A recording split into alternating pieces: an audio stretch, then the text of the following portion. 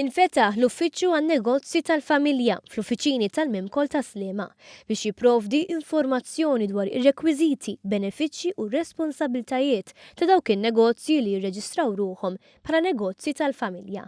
Kunċett ġdid li daħal fis-seħħ bl-introduzzjoni tal-Att tan-Negozji tal-Familja li għadda mill-Parlament fl-aħħar tas-sena li għaddiet.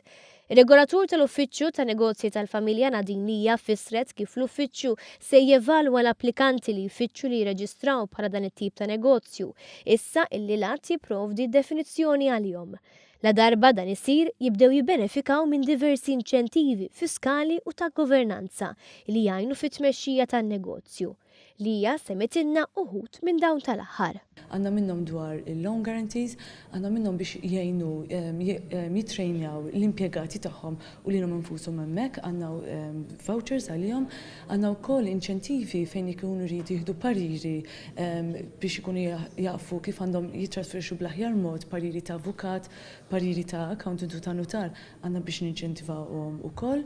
Għanna inċentivi oħrajn ta' arbitraġġ biex nkunu nistgħu nassistuhom jaslu għal prezz li bihom jaqblu bija l-membri tal-familja.